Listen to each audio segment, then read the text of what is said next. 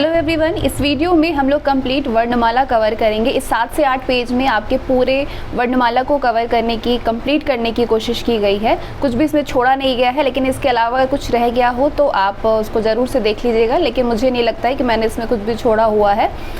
खास करके वीडियो की परीक्षा के लिए बहुत महत्वपूर्ण है। 2018 में जो वीडियो परीक्षा हुआ तो उसमें 6 से 7 प्रश्न वर्णमाला से पूछे गए थे। और वर्णमाला के ऐसे चीज़ कॉन्सेप्ट होता है जो कि एक से इतने मिले जुले होते हैं कि बहुत कन्फ्यूज़न होता है। तो मैं आज इसमें आपके सारे कन्फ्यूज़न क्लियर करने वाली हूँ। इसके बाद आपके वर्णमाला से लगभग जो कन्फ्यूज़न है वो ख़त्म हो जाएंगे। तो चलिए शुरू करते हैं। वर्णमाला जो है, हिंदी के वर्णमाला 52 प्रकार के होते हैं, जिसमें 11 स्वर होता है और व्यंजन 41 होता है। लेकिन अगर प्रश्न आपसे पूछा जाए कि मूल व्यंजनों की संख्या कितनी होती है, तो मूल व्यंजनों की संख्या 33 होती है। कैसे होती है वो आगे आपको बताई जाएगी। 11 स्वर होता है, कौन कौन से? अ, आ, छोटी ई, बड़ी ई, छोटा ऊ, बड़ा ऊ, री, ए, ओ, औ। ये 11 स्वर होते हैं। इसमें अंग और अह नहीं लिया जाता है, क्योंकि अंग जो है वो अनुस्वार की श्रेणी में आता है और अह जो है वो विसर्ग होता है, वो स्वर नहीं होते हैं इसमें। और अंग जो है, अंग ये नाक, इसके उच्चारण, जब किसी भी वर्ण का उच्चारण करते समय हवा केवल नाक से निकलती हो तो वो अंग होता है। जैसे कि बंदर, बंदर बोलने के टाइम पे हम हवा कहाँ से ले रहे हैं? अंदर की तरफ से ले रहे हैं। अनुनासिक की बात करें तो जैसे अ के ऊपर जो चंद्रबिंदी, जिस किसी भी चीज़ के ऊपर जो चंद्रबिंदी ऐसे लगा हुआ होता है, वो अनुनासिक की श्रेणी में आता है। किसी भी वर्ण का उच्चारण करते समय हवा नाक और मुँह दोनों से निकलती हो, नाक और मुँह दोनों से निकलती हो तो वो आपके अनुनासिक होता है। और इसमें चंद्रबिंदु लगे होते हैं, जैसे कि हंसी, पंखुड़ी, ये सब सारे चीज़ों में चंद्रबिंदी लगा होता है, तो ये अनुनासिक में आता है। ध्यान रखिएगा, जो अंग केवल ऐसे लगे केवल ऊपर, जैसे आप बोल रहे हैं कि अंत, अंत में हमने अ के ऊपर ऐसे लगाया, लेकिन इसमें हमने क्या किया? हमने इसमें नाक में से हवा जो क्या है केवल बाहर की तरफ निकलती है, मतलब उच्चारण करते समय हवा केवल नाक से निकल रही है, क्यों? अंग बोल रहे हैं हम लोग। तो जब भी ऐसा कुछ हो तो आप समझिएगा कि वो अनुस्वार की श्रेणी में है। और अगर ऊपर चंद्रबिंदी लगा हो तो वो अनुनासिक की श्रेणी में आता है। और जो अह साउंड करे, जिसके उच्चारण में ह आए, वो अह है और ये विसर्ग होता है। ये ध्यान रखिएगा, जो अह है वो स्वर में नहीं आता है। और इसी अह से ही ये तत्सम का रूप होता है, तत्सम इससे बनता है। जैसे कि प्रातः, ये क्या है? तत्सम रूप है और ये विसर्ग की श्रेणी में आता है। उच्चारण में लगने वाले समय या फिर मात्रा के आधार पर स्वर 2 प्रकार के होते हैं। कौन कौन से? एक ह्रस्व स्वर होता है जिसको लघु मूल संधि भी कहते हैं, और एक दूसरा होता है दीर्घ स्वर, जिसे कि गुरु स्वर भी कहा जाता है। इसकी पहचान ऐसे होती है कि जो ह्रस्व स्वर होता है वो एक मात्रिक होता है, केवल एक मात्रा उसमें होता है। और इससे भी बड़ी बात, इसमें जिन स्वरों के उच्चारण में कम से कम समय लगता हो वो आपके ह्रस्व स्वर की श्रेणी में आए। जैसे कि अ, ई, छोटा ऊ और री, ये 4 प्रकार के ह्रस्व स्वर होते हैं। आपसे पूछा जाए ह्रस्व स्वर कितने प्रकार के होते हैं, तो 4 ह्रस्व स्वर होते हैं। क्या पहचान है? कि इसमें बोलने में कम समय लगता है और ये एक मात्रिक होता है। वही हम दीर्घ स्वर की बात करें तो दीर्घ स्वर जो है वो 7 प्रकार के होते हैं। कौन कौन से? आ, बड़ी ई, बड़ा ऊ, ए, ओ और औ। इसकी पहचान ये है कि ये द्विमात्रिक होते हैं, इसमें 2 मात्रा लगता है और इसके उच्चारण में अधिक समय लगता है। ये आते हैं दीर्घ स्वर की श्रेणी में। दीर्घ स्वर भी 2 प्रकार के होते हैं, एक मूल दीर्घ स्वर होता है और एक संयुक्त दीर्घ स्वर होता है। दोनों में क्या फ़र्क है? तो मूल दीर्घ स्वर जो होता है इसमें ये सजातीय होते हैं, मूल दीर्घ स्वर सजातीय होते हैं, और ये 3 तरह के होते हैं। 3 मूल दीर्घ स्वर होते हैं। मूल दीर्घ स्वर कितने प्रकार के होते हैं? तो 3 होते हैं। कौन कौन से होते हैं? अ, छोटी ई, छोटा ऊ, ये तीनों मूल दीर्घ स्वर की श्रेणी में आते हैं। ये सजातीय क्यों होते हैं? क्योंकि ये एक ही बनावट से, कहने का मतलब है कि एक समान स्वर से ये बनते हैं। जो एक समान स्वर से बने वो मूल दीर्घ स्वर है। जैसे कि अ और अ दोनों एक ही स्वर है और ये दोनों मिलकर के आ बनाए। छोटी छोटी दोनों एक ही स्वर है, दोनों मिलकर के बड़े ई बनाए। छोटा ऊ दोनों एक ही स्वर है और मिलकर के बड़ा ऊ बनाए। तो कहने का मतलब है मूल दीर्घ स्वर वो होते हैं जो एक स्वर से मिलकर के बनते हैं। वही अगर हम संयुक्त दीर्घ स्वर की बात करें तो ये टोटल 4 प्रकार के होते हैं। कौन कौन से? ए, ओ, औ। ए ओ औ, और ये विजातीय होते हैं। विजातीय कैसे होते हैं? ये अलग अलग संधि से मिलकर के बनते हैं। जैसे अ और छोटा ऊ से मिलकर के ओ बना, अ ओ से मिलकर के औ बना। उसी प्रकार से अ और ई मिलकर के ए बना और अ ए मिलकर के ए बना। तो विजातीय और सजातीय का मतलब आप समझ गए होंगे। जो एक ही स्वर से मिलकर के बने वो सजातीय हो, यानी वो मूल संधि में आते हैं, और जो अलग अलग संधि से मिलकर के बने वो विजातीय है, वो संयुक्त दीर्घ संधि के श्रेणी में आते हैं। और इसको बनावटी भी कहा जाता है। इस संधि को बनावटी भी कहा जाता है, या बनावटी स्वर के अलावा इसको कृत्रिम स्वर भी कहा जाता है। क्यों कहा जाता है? कि वे स्वर जो दो स्वरों के मेल से बनते हैं, दो स्वरों की संधि से के मेल से बनते हैं, वो संयुक्त दीर्घ स्वर होते हैं। और वे स्वर जो अपने आप में स्वतंत्र होते हैं, जिनका निर्माण किसी अन्य स्वर के योग से नहीं हुआ हो, वो अकेले ही बनते हैं, वो आपके मूल संधि में आते हैं। मूल और संयुक्त स्वर के अलावा गुण संधि और वृद्धि संधि भी होता है। गुण संधि अ और ई, अ और ई मिलकर के ए बना, अ और ए मिलके ए बना। ये दोनों गुण संधि हैं। गुण संधि कौन कौन से हैं? अ ई मिलकर के ए और अ ए मिलके ए, ये गुण संधि है। और वृद्धि संधि, जिसको मिश्रित संधि भी कहा जाता है, ये अ ऊ से बना ओ, अ ओ से बना ओ, ये वृद्धि संधि में आते हैं। आगे बात करेंगे हम स्वर ध्वनि के बारे में। हिंदी स्वरों में जो उच्चारण कैसे करते हैं, मुख से, जीभ के अग्रभाग से करते हैं, कौन सा शब्द प्रयोग, स्वर कौन सा मध्य भाग से निकलता है, कौन पश्च भाग से निकलता है, उसके बारे में आगे हम जानने वाले हैं। तो ये स्वर ध्वनि है। जीभ का भाग कौन सा? एक अग्रभाग होता है, दूसरा मध्य भाग और तीसरा पश्च भाग। तो किस भाग से क्या क्या निकलता है? अग्रभाग से 5 निकलते हैं, मध्य भाग से एक निकलता है केवल, और 6 निकलता है पश्च भाग से। वैसे तो केवल 5 ही निकलते हैं, लेकिन एक इसमें और बढ़ता है। कैसे होता है वो मैं आपको बताती हूँ। अग्रभाग जीभ का अगला भाग। अग्रभाग कौन सा हुआ?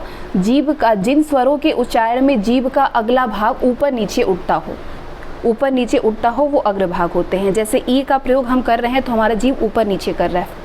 बड़ी ई भी ऐसे करेंगे, री भी ऐसे ही होगा, ए, ये सारे जो हैं ये 5, छोटी बड़ी, री, ए और ए, ये अग्र जीभ के अग्रभाग में इसका इस्तेमाल किया जाता है। यानी जीभ के अग्रभाग से हम 5 तरह के स्वर का प्रयोग करते हैं। मध्य भाग से केवल एक ही प्रयोग करते हैं, केवल अ जो है केवल मध्य भाग से।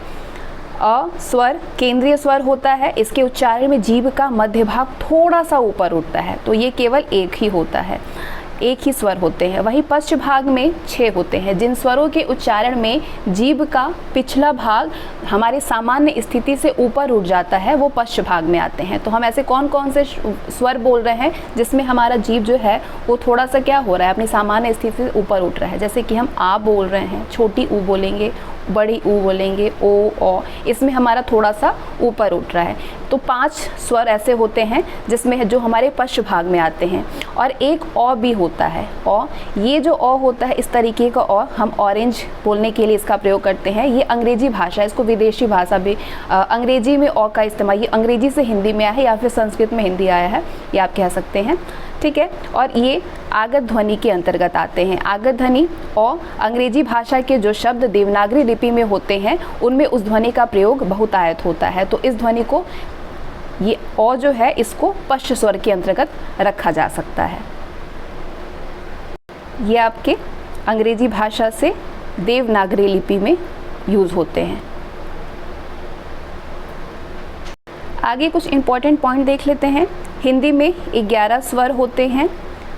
देवनागरी लिपि और संस्कृत भाषा में स्वरों की संख्या 13 होती है।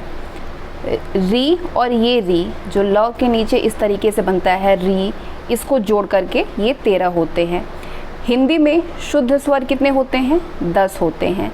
री को निकाल करके, री जो है वो स्वर नहीं होता है, री जो है ये ऋषि वाला री, ये स्वर नहीं होता है, इसीलिए केवल 10 ही स्वर माने जाते हैं। अगर शुद्ध स्वरों की बात करें तो केवल 10 ही स्वर होता है।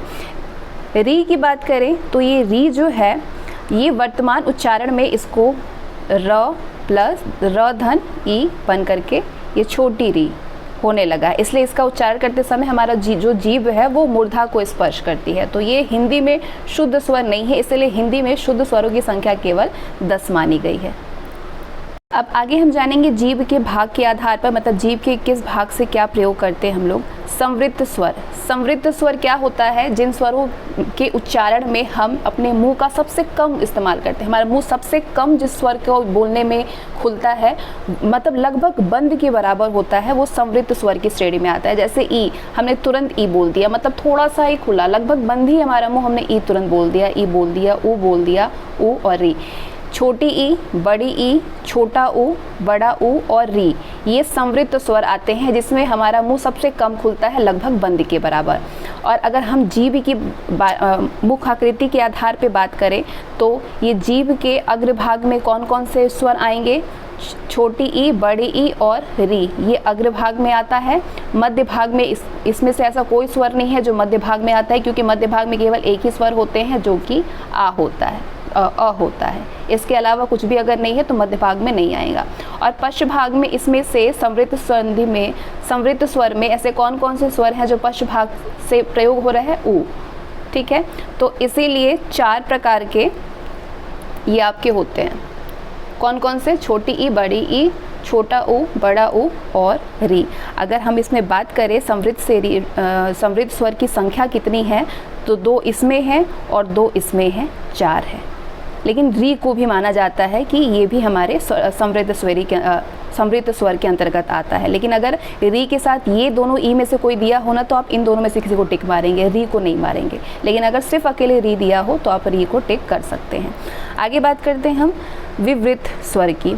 तो विवृत स्वर जो होता है, ये जिस स्वर के उच्चारण में हमारा मुंह सबसे अधिक खुलता है, हमारा मुंह सबसे अधिक खुलता है, लगभग पूरा ही खुल जाता है। मुख सबसे अधिक खुलता है, लगभग पूरा खुल जाता है। जैसे आ हम बोल रहे हैं तो हमारा पूरा ही मुंह खुल जा रहा है।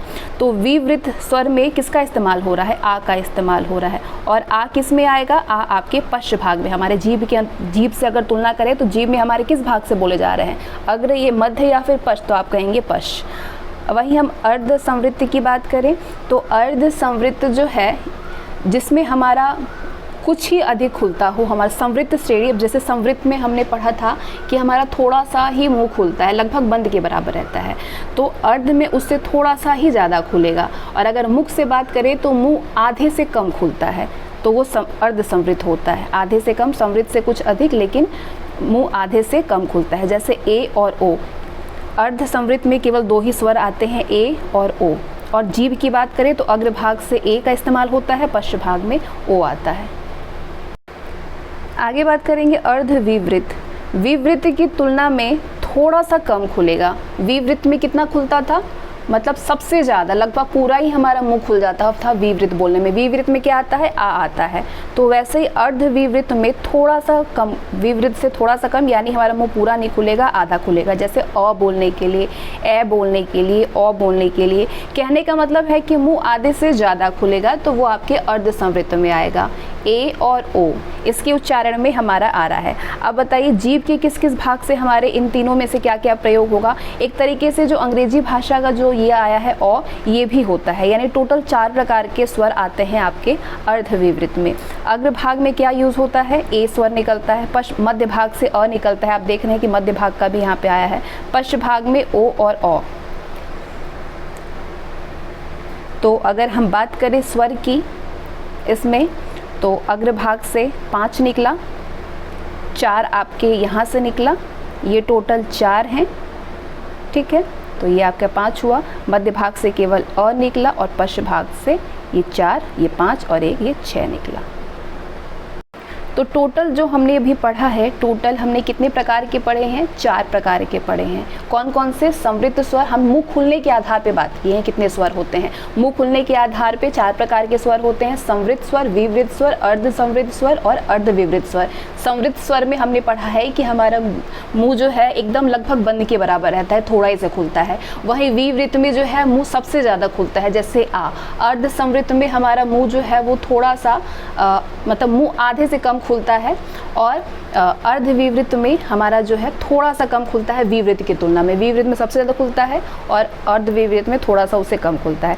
यानी टोटल अगर हम बात करें स्वरों की संख्या में तो 4 आपके अग्रभाग से खुले हैं और एक री लिया गया है, यानी टोटल 5। एक मध्य भाग का आया है और पश्च भाग से हम ओ ऊ 2 प्रकार के, ओ और आ यानी 5, और एक आपका ओ भी आ गया है, तो ये आपका 6 है टोटल। तो यानी कि जीभ के भाग के आधार पर कितने प्रकार के स्वर हैं, तो टोटल आपके 5 और ये 6 के 11 प्रकार के। आगे बात करेंगे हम वर्तुल या गोलाकार स्वर के बारे में, और ये अब जितने स्वर आपको मिलेंगे वो होठ से किस किस स्वर का प्रयोग होता है उसके बारे में हम जानेंगे। वर्तुल या गोलाकार, गोलाकार से आप समझ ही रहे होंगे कि हमारा जो होठ है वो गोल आकार का हो जाता होगा। ऐसे जो स्वर जिसका हम बोलते समय हमारा मुंह गोल हो जाता है वो सारे स्वर आपके वर्तुल स्वर में आएंगे। जैसे छोटा ऊ बोलने के टाइम भी गोल हो गया, ऊ, बड़ा ऊ, चाहे ओ, इन सब बोलने के समय हमारा मुँह जो है वो गोलाकार हो जाता है। तो ये बिल्कुल वृत्त जैसी हमारा होठ हो जाता है, होठ गोल हो जाता है। तो कितने स्वर आएंगे, इसमें 4 स्वर आते हैं। वही अवृत्त मुखी में ओठ गोल नहीं होता है बल्कि फैल जाता है। कौन कौन से, अ, आ, ई, बड़ी ई, ए और ए। टोटल स्वरों की संख्या कितनी होती है अवृत्त मुखी में, 6 होती है। और री जो अगर हम बात करें, री ये अर्धवृत्ताकार की श्रेणी में आता है। ये ना वर्तुल में आएगा ना अवृत्त मुखी में आएगा, ये अर्धवृत्ताकार की श्रेणी में आता है। तो उच्चारण के आधार पर स्वर 6 प्रकार के होते हैं। कौन कौन से, कहाँ से हमारे स्वर निकलते हैं, कंठ से यानी कंठ जो हमारे गले में कंठ होता है, तलवे से, मूर्धन्य से, ओष्ठ स्वर, कंठ तालव स्वर और कंठोष्ठ स्वर। 6 प्रकार के होते हैं उच्चारण के आधार पे। कंठ स्वर के अंतर्गत अ और आ आता है। तल्व स्वर से हम छोटी ई और बड़ी ई बोलते हैं, यानी अ वाली चीज़ें जो हैं वो हम कंठ से बोलते हैं, ई वाली चीज़ें हम तालव्य से बोलते हैं, री हम मूर्धन्य से बोलते हैं, ऊ जो है वो ओष्ठ से बोलते हैं इसलिए ये ओष्ठ स्वर में आएगा। ए जो है ये हम कंठ और तलवा दोनों का प्रयोग करते हैं इसलिए कंठ या तालव स्वर होता है। और ओ और औ मतलब ओ वाले, चाहे इसमें डबल ओ की मात्रा लगा दे, वो कंठोष्ठ से बोला जाता है। अब आप इसको रिलेट करके भी याद कर सकते हैं, इसमें भी अ का प्रयोग हुआ है, इन दोनों में भी अ का प्रयोग हुआ है, यानी दोनों का इस्तेमाल हम कंठ से करेंगे। इसमें कंठ से करेंगे, इसमें कंठोष्ठ से करेंगे, ठीक है। और ई वाली चीज़ें जो है हम तलवे से प्रयोग करेंगे मुँह के, और री जो है ये मूर्धन्य, री अकेला मूर्धन्य से निकल रहा है इसलिए इसको याद करना बहुत ईजी है। मूर्धन्य स्वर कौन सा होता है, री होता है, केवल री ही मूर्धन्य स्वर होता है। मूर्धन्य स्वर कौन सा होता है, केवल री होता है। और अ और आ दोनों कंठ स्वर होते हैं। ई जो है दोनों ही ई तल्व स्वर होता है, दोनों ही ऊ ओष्ठ स्वर होते हैं, और दोनों ही ए और ए ये कंठ त्वल स्वर होता है। तो इसको आप याद करना बहुत ईजी। आगे बात करते हैं अयोगवाह ध्वनियाँ। अयोगवाह ध्वनियाँ वो होती हैं जिनका वर्ण से कोई योग नहीं होता है। वे ध्वनियाँ जिनका किसी वर्ण से योग नहीं होता है वो अयोगवाह ध्वनियाँ होती हैं। जैसे अंग, अह, ये सारे अयोगवाह हैं। कैसे आप पहचानेंगे, इसमें कंपन का प्रयोग, जैसे कंपन बोल दिया हमने, पुनः बोल दिया हमने, तो कंपन में हमारे अ का प्रयोग हुआ अंग का, और पुनः में हमारे ह का प्रयोग हुआ। ये दोनों अयोगवाह की श्रेणी में आए। ये इसमें किसी भी वर्ण का योग इसमें नहीं हो सकता है। तो आइए हम आगे जानेंगे अंग क्या है। अंग अनुस्वार होता है, ध्यान रखिएगा, ये ना स्वर है ना व्यंजन है, ये दोनों स्वर और व्यंजन की श्रेणी से बाहर होते हैं। अंग जो है वो अनुस्वार होता है और अह जो है वो विसर्ग होता है। तो अंग जो है, सबसे पहले हम अंग की बात करेंगे। अंग अनुस्वार की श्रेणी में आता है। इसका उच्चारण हम मुख के किस भाग से करते हैं, तो नासिका से करते हैं। ये किस घोषत्व में आता है, तो ये घोषत्व में सघोष में आता है। अब सघोष क्या है वो मैं आपको आगे बताऊंगी। कौन सा प्राणत्व यूज होता है, कौन सा प्राणत्व है ये, तो अल्प प्राण है ये। अंग कौन सा प्राणत्व है, तो आप कहेंगे अल्प प्राण है। कौन उच्चारण की अगर बात करें तो अनुस्वार कौन कौन से होंगे, अंग, य, ड़, न, म, इन सब में न का साउंड कर रहा है, यानी ये सारे अनुस्वार की श्रेणी में आए, ठीक है। उच्चारण में कुछ इस प्रकार का न महसूस हो। वहीं अब हम अह की बात करें, अह विसर्ग होता है। इसका मुख के किस भाग से हम प्रयोग करते हैं, तो कंठ से निकलता है। अह कहाँ से निकलेगा, कंठ से निकलेगा। घोषत्व तो ये सघोष है, ये महाप्राण है, अल्प प्राण नहीं है बल्कि महाप्राण है। और इसका साइन ये है उच्चारण अह, अह इस तरीके से, ये अह, ये आपके अह की श्रेणी में आया, ठीक है। तो आगे हम कुछ इंपॉर्टेंट पॉइंट देखेंगे। री का प्रयोग केवल तत्सम स्वर में होता है, ध्यान रखिएगा। री का प्रयोग और इसके अलावा ये भी याद रखिएगा कि विसर्ग हमेशा तत्सम होता है। जो अह बनता है, अह साउंड करेगा, वो हमेशा ही तत्सम होगा, वो कभी तद्भव में नहीं होगा। औ अंग्रेजी से हिंदी में आया है, औ जो है ये अंग्रेजी से हिंदी में आया हुआ है, इसीलिए इसको, या फिर कह सकते हैं आप कि इसको ग्रहण कर लिया गया है, इसीलिए औ को आगत या गृहीत स्वर कहते हैं। औ को आगत या गृहीत स्वर कहते हैं। ठीक है, ये आ तथा औ के बीच की ध्वनि होती है। औ जो है ये आ और ओ के बीच की ध्वनि होती है। अब हम बात करेंगे अल्प प्राण के बारे में। तो अल्प प्राण क्या होता है? स्वरों के उच्चारण में सांस लेने की जो मात्रा होती है वो कम लगती है। सांस किसी भी चीज़ को बोलने के लिए हमारे जो सांस लेने में हमारे जो कम सांस लेते हैं उसको बोलते हैं अल्प प्राण। आप नाम से ही समझ गए होंगे अल्प प्राण। और ये भी जानिएगा कि सभी स्वर जो हैं वो अल्प प्राण होते हैं। इसीलिए आगे जो भी आपको ये चीज़ बताई गई है कि ये क्या है, प्राणत्व, ये किस प्राणत्व में आएगा, तो ये अल्प प्राण के प्राणत्व में, क्योंकि ये स्वर है। ठीक है, इसीलिए इसको क्या किया गया है, अल्प प्राण में रखा गया है। इसके अलावा विसर्ग हमेशा तत्सम होता है। स्वरों के उच्चारण में स्वर तंत्रियों में जो कंपन होता है वो होता है सघोष या घोष। ठीक है, स्वरों के उच्चारण में, स्वर का उच्चारण करते समय स्वर तंत्रियों में यदि कंपन होता महसूस हो तो वो घोष में आएगा या उसको सघोष बोलते हैं। स्वर ध्वनियों के अंतर्गत कोई भी ध्वनि दंत ध्वनि नहीं होती है। और यदि अगर हम अयोगवा ध्वनियों का यूज़ करेंगे तो अयोगवा ध्वनियों का प्रयोग हमेशा तत्सम शब्दों में होता है। जैसे अंग, अह का प्रयोग हमेशा तत्सम शब्दों में होता है। आगे हम कुछ क्वेश्चन देख लेते हैं जो कि प्रीवियस ईयर के हैं, जो कि स्वर से पूछे गए प्रश्न हैं। कैसे कैसे प्रकार के प्रश्न पूछे जाते हैं। वैसे तो बहुत सारे प्रश्न होंगे अगर सारी एग्जामिनेशन के लिए के बात करें, लेकिन हमने सिर्फ कुछ एग्जाम के क्वेश्चन लिए हुए हैं। वर्णमाला में स्पर्श व्यंजनों की संख्या कितनी होती है? तो स्पर्श व्यंजन 25 होते हैं। हिंदी में ध्वनि कितनी होती है? 2 ध्वनि होती है। ध्वनि यानी कि वर्णमाला, स्वर और व्यंजन दोनों को लेकर के जो आता है उसको ध्वनि बोलते हैं। यानी 2 प्रकार की ध्वनियाँ होती हैं। एक से अधिक वर्णों के मेल को क्या कहते हैं? अक्षर। हिंदी वर्णमाला में व्यंजन कितने होते हैं? 33 होते हैं। भाषा की सार्थक लघुत्तम इकाई क्या है? शब्द है। लिपि चिन्हों के क्रमबद्ध समूह को क्या कहते हैं? वर्णमाला कहते हैं। लिपि चिन्हों के क्रमबद्ध समूह को वर्णमाला कहते हैं। ह्रस्व स्वर कितने होते हैं? 4 होते हैं ह्रस्व स्वर। ठीक है, याद रखिएगा ह्रस्व स्वर को कितने होते हैं? 4 होते हैं। दीर्घ स्वर कौन सा है? आ, जो का हम बड़ा मुंह खोलते हैं, दीर्घ स्वर में आता है, वो आ हो गया। अनुस्वार तत्सम व तद्भव दोनों हो सकता है। अनुस्वार का प्रयोग तत्सम में भी कर सकते हैं और तद्भव में भी कर सकते हैं, अंग का प्रयोग। और इसके अलावा एक चीज़ और ये है कि ई और बड़ी ई और री, ये स्त्रीलिंग वर्ण है। ध्यान रखिएगा, इसका प्रयोग स्त्रीलिंग में करेंगे। ये तीनों ही स्त्रीलिंग वर्ण हैं। स्वर के अलावा हम बात करेंगे प्लुत स्वर के बारे में। उसके बारे में आपको आगे बताई जाएगी प्लुत स्वर क्या होता है। उससे पहले हम व्यंजन के बारे में जान लेते हैं। तो व्यंजन टोटल 41 होते हैं, लेकिन मूल व्यंजनों की बात करें तो 39 होते हैं। व्यंजन क्या होता है? तो वो ध्वनियाँ जिनका उच्चारण करते समय, बोलते समय मुख से बाहर निकलने वाली जो हवा है, हवा को मुखांगों की बाधा का सामना करना पड़ता है। या फिर आप कह सकते हैं, अगर सिंपल शब्दों में अगर आपको समझना हो कि व्यंजन, आपसे पूछा जाए कि व्यंजन क्या है, तो आप कहेंगे हमारा मुखांग जो है वो परस्पर एक दूसरे से स्पर्श करता हो, ऐसे शब्द को बोलते समय स्पर्श जो करता हो वो व्यंजन में आएगा। या फिर कहें तो हम व्यंजन स्वरों की संख्या जो है वो कितनी होती है, यानी बिना स्वरों के इनका उच्चारण करना असंभव होता है। व्यंजन जो है बिना स्वरों के उच्चारण इसका असंभव है। व्यंजन क्या होता है? मुखांग परस्पर स्पर्श करते होंगे जो शब्द बोलने के टाइम, वो व्यंजन में आते हैं। कुल व्यंजनों की संख्या 41 है, लेकिन मूल व्यंजनों की संख्या 39 है टोटल। ठीक है,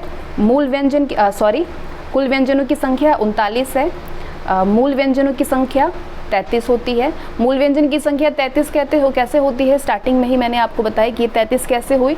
तो मूल व्यंजन वो होते हैं व्यंजन जो कि स्पर्श, अंतस्थ और उष्म से मिलकर के बनते हैं। स्पर्श, अंतस्थ और उष्म से मिलकर के बनते हैं, वो मूल व्यंजन में आते हैं। अब आप जानते हैं कि स्पर्श स्वर में स्पर्श व्यंजन कितने होते हैं? 25 होते हैं। अंतस्थ 4 होते हैं और उष्म भी 4 होते हैं। ये 4 ये 8 और ये स्पर्श 25, टोटल मिलाकर के 33, यानी मूल कितने होते हैं? 33। स्पर्श व्यंजन 25 होते हैं। और कौन कौन से व्यंजन आएंगे स्पर्श में? जो क वर्ग से लेकर के प वर्ग के जो होते हैं वो स्पर्श व्यंजन में आते हैं। अंतस्थ 4 प्रकार के होते हैं। कौन कौन से? य, र, ल, व, ये अंतस्थ व्यंजन है।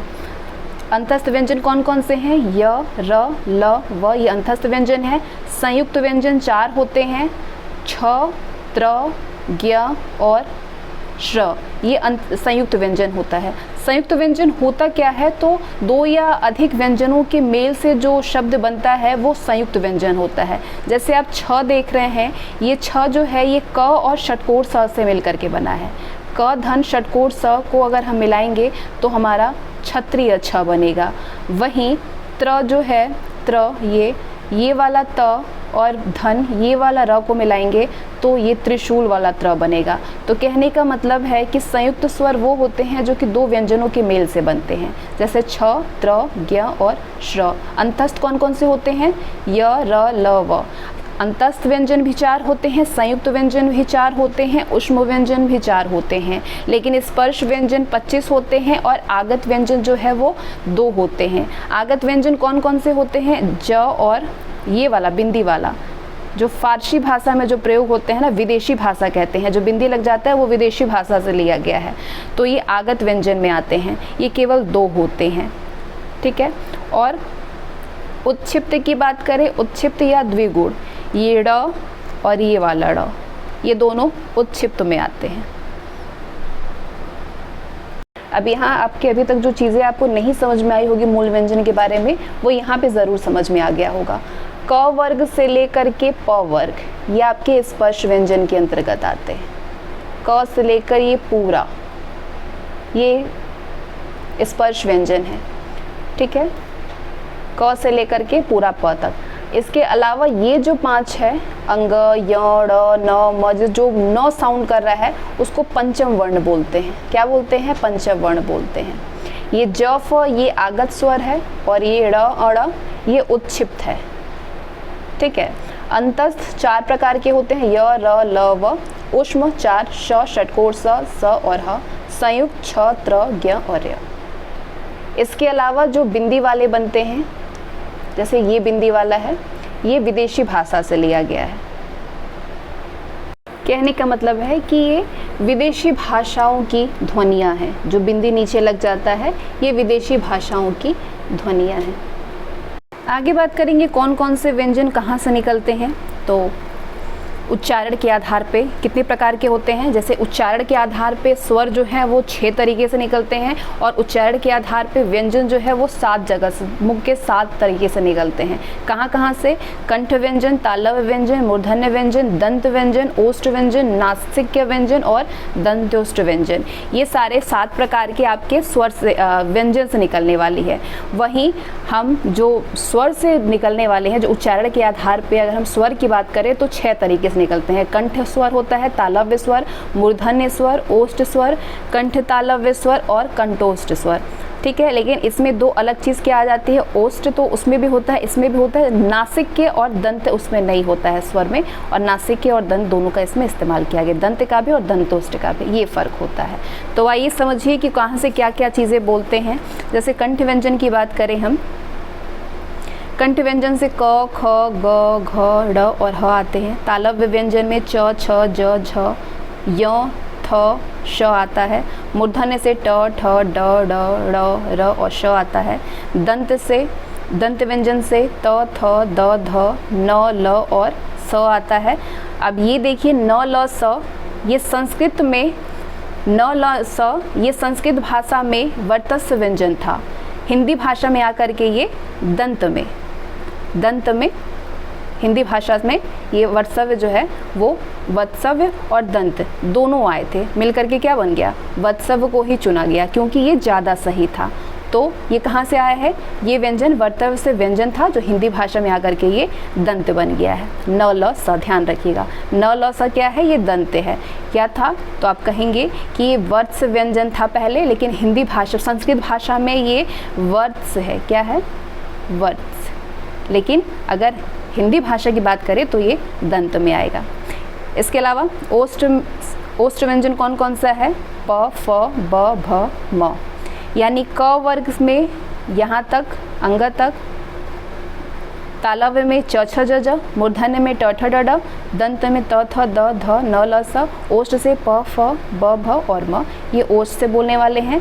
नासिक से जो बोले जाते हैं शब्द नासिक के व्यंजन में, वो य जिसमें साउंड करे, न, जैसे अंग, य, ड़, न, म, ये सब आपके नासिक के में आएगा। नासिक के व्यंजन आप नासिक के समझ रहे हैं आपकी कहाँ से निकला, ये एकदम, अगर मूर्धान्य जो है वो आपके बीच के तलवे में आते हैं, नासिक के वत्स और दांत, होंठ और जीभ के नीचे आता है, ठीक है। नासिक के जो है आपका जिन ध्वनियों के उच्चारण में वायु, हवा जो है वो हमारे मुख के साथ साथ नासिका मार्ग से, नाक से, नासिका एरिया से बाहर निकलती है, वो नासिक के ध्वनियाँ है, उसको नासिक के ध्वनि बोलते हैं, ठीक है। हिंदी में पंचवर्गीय व्यंजनों के अंतिम पांचों व्यंजन कौन कौन से, अंतिम पांचों व्यंजन जो हैं पंचवर्गीय व्यंजनों के, वो ये हैं, ये सारे नासिक के में आते हैं। वहीं दंतोष्ठ व्यंजन में सिर्फ एक वो आता है। PDF आपको प्रोवाइड कर दिया जाए। इसके अलावा यहाँ पे ये चीज़ भी इम्पॉर्टेंट है कि जो अंग है ये किस चीज़ से मिल करके बनेगा, तो ये कंठ और नासिक के से मिल करके अंग बनता है।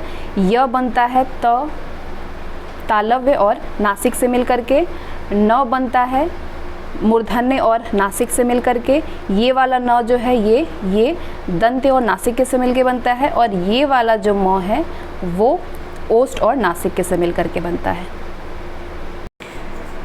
इसके अलावा आगे हम बात करेंगे अब अल्प प्राण और महाप्राण।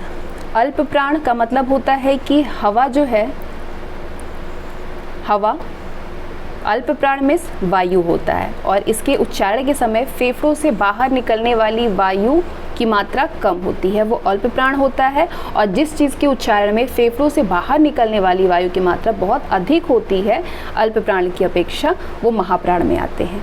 तो जैसे इसके अलावा आपको इसमें ध्यान क्या रखना है, तो डेफिनेशन उतना इम्पॉर्टेंट नहीं है, आपको बस इतना जानना है कि प्रत्येक वर्ग में प्रथम, तृतीय और पंचम वर्ण, प्रत्येक वर्ग के अल्प प्राण में प्रत्येक वर्ग के पंचम, तृतीय और प्रथम, तृतीय और पंचम वर्ण। इसके अलावा अंतस्थ व्यंजन, अंतस्थ व्यंजन कौन कौन से होते हैं, य, र, ल, व, ये चारों आते हों वो आपके अल्प प्राण के अंतर्गत आते हैं। प्रथम यानी क, तृतीय यानी ग, पंचम यानी अ। तो क से प वर्ग के प्रथम, तृतीय और पंचम वर्ण आए, इसके अलावा अंतस्थ व्यंजन आए, वो आपके अल्प प्राण के अंतर्गत आता है। इसमें टोटल 19 व्यंजन होते हैं, और अगर ध्वनियों की बात करें तो अल्प प्राण में कितने ध्वनियाँ होते हैं, टोटल 31 ध्वनि होते हैं। कैसे, 19 व्यंजन इसमें एक अनुस्वार होता है और 11 स्वर होता है, टोटल 11 ध्वनियाँ होती हैं अल्प प्राण में। वहीं महाप्राण की बात करें तो इन प्रत्येक वर्ग के द्वितीय यानी क से प वर्ग में द्वितीय, क के बाद ख आता है, द्वितीय और चतुर्थ वर्ण, इसके अलावा ऊष्म व्यंजन, ऊष्म व्यंजन यानी षटकोर श, बड़ा श, स और ह, ये चारों को लेकर के ये सारे महाप्राण में आते हैं। तो टोटल महाप्राण में व्यंजनों की संख्या 14 होती है, एक विसर्ग भी होता है, तो ये टोटल मिला करके 15 होता है। 15 अगर ध्वनियाँ पूछा जाए महाप्राण में कितनी है, तो 15 ध्वनियाँ होती हैं। आगे हम घोष और सघोष को समझेंगे। अघोष होता है, अघोष या घोष कह सकते हैं, इसमें कंपन नहीं होता है, बोलते टाइम में कंपन नहीं होता है, वो अघोष में होते हैं। और जो बोलते टाइम में इसके हमारे सांस में कंपन महसूस हो, वो सघोष में आते हैं। अघोष में प्रत्येक वर्ग के यानी क वर्ग से प वर्ग में प्रत्येक वर्ग के प्रथम यानी क और द्वितीय यानी ख, और अगर प वर्ग में बात करें प और फ, प्रत्येक वर्ग के क वर्ग से प वर्ग में प्रथम और द्वितीय, और इसके अलावा अंतस्थ के 3 श, षटकोर स और स, ध्यान रखिएगा इसमें ह नहीं है, ये आपके अघोष में आता है, ठीक है। तो यानी टोटल कितने अघोष में व्यंजन होते हैं, ध्वनियाँ होती हैं, तो 13 ध्वनियाँ होती हैं। वहीं अगर हम सघोष की बात करें तो इसमें स्वतंत्रियों में कंपन महसूस होता है, प्रत्येक वर्ग के तृतीय, चतुर्थ, पंचम, इसके अलावा य, र, ल, व, ह, अंग और अह, ये भी आता है, जिसमें 5 ये आपके य, र, ल वाला है, ठीक है। और इसके अलावा ये अनुस्वार और विसर्ग भी है। टोटल मिलाकर अगर ध्वनियाँ पूछी जाए तो 33 होती है।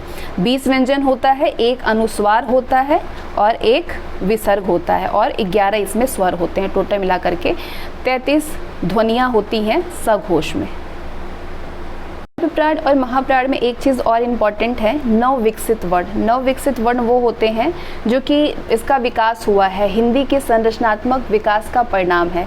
जैसे कि ड का नया विकसित अंग हो गया, ठीक है, ये तो आपकी अलग चीज़ हो गया। लेकिन यहाँ नवविकसित बात ये हो रही है कि जैसे न, ल और म, ये आपके अल्प प्राण व्यंजन है। न, ल, म क्या है, ये अल्प प्राण व्यंजन। अगर पूरा पूरा लिखित है तो वो अल्प प्राण में है, लेकिन अगर इसका नया रूप बन जा रहा है, जैसे आधा न का प्रयोग करके ह, आधा ल का प्रयोग करके ह, ये महाप्राण में आया, इसका परिवर्तित।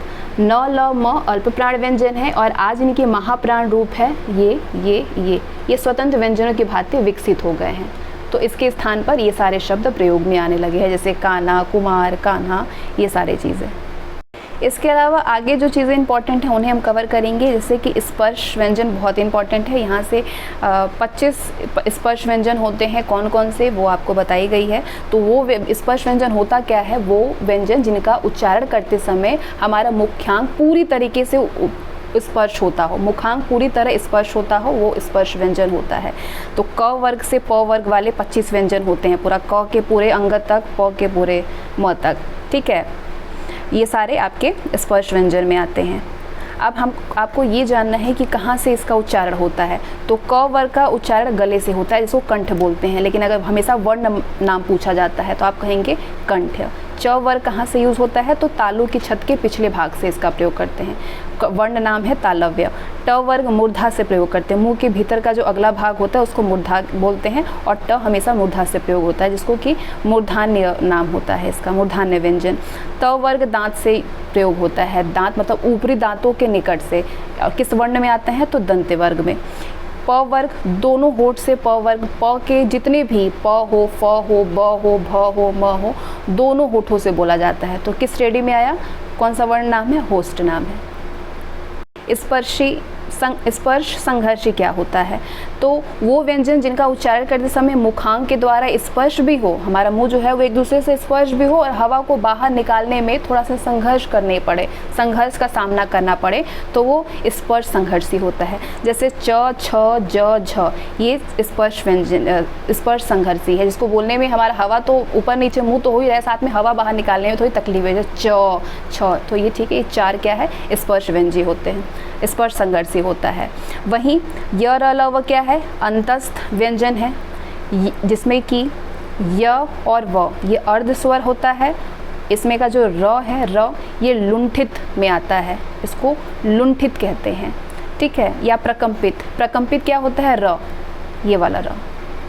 इसमें र जो है वो लुंठित होता है, प्रकंपित ध्वनि के रूप में इसको जाना जाता है, ठीक है। तो स्पर्श संघर्षी होता है च, छ, ज, झ। य, र, ल, व अंतस्थ व्यंजन में आएगा।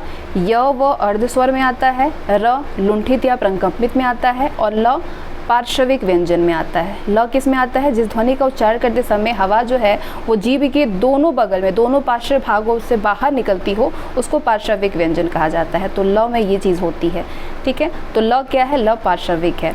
अब बात करेंगे उष्म के बारे में। उष्म व्यंजन, उष्म व्यंजन में ना के बराबर हमारा मुंह का हवा घर्षण जो है वो ना के बराबर इस्तेमाल होता है, ना के बराबर स्पर्श होता है वो, जैसे कि श, षटकोण स और ह, इसलिए ये उष्म व्यंजन में आते हैं। उत्क्षिप्त आप जानते हैं कि अंग और ये उत्क्षिप्त में आता है। उत्क्षिप्त होता क्या है, उत मतलब होता है ऊपर उठना और क्षिप्त मतलब होता है शीघ्रता से नीचे आना। इसका मतलब आप समझ गए होंगे कि हमारा जो कोई भी शब्द का उच्चारण करते समय हमारा जीवा ऊपर से उठ करके झटके से नीचे की तरफ आए तो उसका मतलब उत्क्षिप्त होता है। जैसे अंगा बोलने के टाइम ऊपर से नीचे डायरेक्ट आ रहा है, अणा बोलने के समय ऊपर से डायरेक्ट नीचे आ रहा है, इसीलिए दो क्या है, उत्क्षिप्त है। इसके अलावा क्या इंपॉर्टेंट है, ताड़न जात। ताड़न जात क्या होता है, इसको आघात करना भी कहा जाता है। जैसे अड़ और ड़ और अड़ ये ताड़न जात में आते हैं, ठीक है। विकसित व्यंजन क्या होते हैं, जो विकसित हुआ है, जैसे कि ड, जैसे मैं आगे बता रही थी, ड का नया विकसित रूप अड़ा हो गया है, ड का नया विकसित अड़ा हो गया, ये हो गया है, अड़ा ये हो गया है, तो इसको नया विकसित बोलते हैं, विकसित व्यंजन कहते हैं। विकसित व्यंजन दो तरीके के होते हैं, ये और ये। द्विगुण। द्विगुण व्यंजन क्या होता है? द्विगुण व्यंजन जिसमें ड, ऋ और अड़ दो तरीके से इसका इस्तेमाल हो। एक तो नुक्सा रहित, नुक्सा रहित यानी कि जैसे बिना बिंदी के ढाल बोल दिया, बिना बिंदी के ड का इस्तेमाल कर दिया डमलो। और दूसरा नुक्ता सहित यानी बिंदी के साथ में, जैसे सड़क, लड़ाई। ठीक है, आगे बात करते हैं। नासिक के बारे में आगे भी बता दिया है मैंने, क्या होता है। मुख के साथ साथ नासिका का प्रयोग हो वो नासिक के होता है। निर्नुनासिक की बात करें तो जिसके उच्चारण में नासिका मार्ग बंद हो जाए और वायु केवल मुंह से बाहर निकलती हो तो उसको निर्नुनासिक व्यंजन कहते हैं। तो नासिक की ध्वनियाँ कौन कौन सी हैं? ये वाली जिसमें न साउंड करें। अब आइए आगे हम चलेंगे, जो प्रीवियस ईयर क्वेश्चन है उनको देखेंगे और इसके बाद आपके पूरे वर्णमाला को मैंने इसमें ख़त्म कर दिया है लगभग। इसके अलावा मुझे नहीं लगता है कि मैंने कुछ छोड़ा है, लेकिन अगर आपको लगता होगा कि कुछ छूटा है तो आप प्रैक्टिस के बाद इसको आप समझ सकते हैं। तो ये प्रीवियस ईयर के क्वेश्चन है। कंठ ध्वनि कौन कौन सी होती है? अ, आ और क वर्ग और ह विसर्ग। कंठ वर्ण कौन से हैं? अ और ह, और ये वाला ह। कौन सा ह? ये वाला अह। घ का उच्चारण स्थान कौन सा है? घ कंठ से बोले जाते हैं। व्यंजन का उच्चारण तालु से होता है। कौन कौन से वो व्यंजन है जिसका उच्चारण तालु से होता है? तो च से य तक। च वर्ण क्या है? तो अभी आपने जाना तालु व है। हिंदी में मूर्धन्य ध्वनियाँ कितनी हैं? तो ट, ठ, ड, ढ। प वर्ग वाले, जो ट वर्ग वाले हैं ये आपके मूर्धन्य ध्वनियाँ होते हैं। थ किस वर्ग का व्यंजन है? तो थ दंत्य वर्ग का व्यंजन है। जिनका उच्चारण ऊपर के दांतों पर जीभ लगाने से होता है वो कौन सा व्यंजन आएगा? वो दंत्य वर्ग में आएगा। ब क्या है? ब ओष्ठ व्यंजन में आता है। ब ओष्ठ से बोला जाता है, दोनों होठों का इस्तेमाल होता है। तो इसमें हमने पूरे वर्णमाला को कवर कर दिया है और इसको 1 से 2 बार अगर आप देख लेते हैं तो वर्णमाला में कभी भी आपकी कोई भी चीज़ें गलती नहीं होगी, ना स्वर ना व्यंजन पहचानने में। Thanks for watching this video. PDF आपको प्रोवाइड कर दिया जाएगा।